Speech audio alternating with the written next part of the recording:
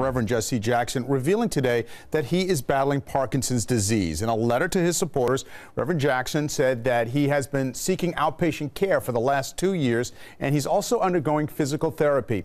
The 76-year-old said his family and friends began noticing a change in him about 3 years ago, and he could no longer ignore the symptoms.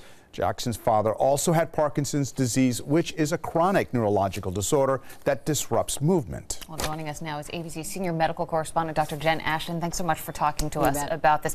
Let's talk a little bit about Parkinson's disease and the symptoms for it. This is a neurodegenerative disorder. We don't really understand what causes it. Tends to affect people in middle age and their later years, men more than women, and it really is a motor disorder. So take a look at the symptoms. It can cause problems with movement, causing a tremor, although most tremors, luckily, are not Parkinson's disease. People can have problems with their balance, a rigidity of their neck and facial muscles, giving them almost a mask-like appearance to their face, and they can also have digestive problems and subsequent pain.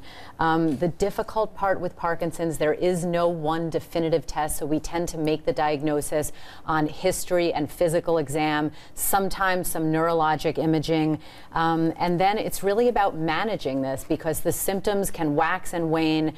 They progress at different rates for everyone, and it's really about the managing of those symptoms. Yes. So, I was going to say, you know, when you talk about the management system, so many famous people have really put the spotlight on it. Michael J. Fox, Muhammad Ali, and the list, unfortunately, keeps getting longer. And it has a lot of people wondering, is there a cure in sight to this? There is no cure now. There are treatments, primarily medication, although some types of surgery to do stimulation in various parts of the brain that are affected. But there is intense research going on, particularly with gene therapy. And, you know, every time a public figure comes forward with a medical battle, it does bring a lot of education and awareness to that condition. We're seeing it now again with Parkinson's, and just there are some exciting possibilities in terms of research coming down the road. We reported that Reverend Jackson's father also had Parkinson's. Is that a coincidence? Is it any bit hereditary? You know, what we say in medicine is family history is very, very important. It may not be your destiny, but you do need to know what affects your family. First-degree relatives, second-degree relatives.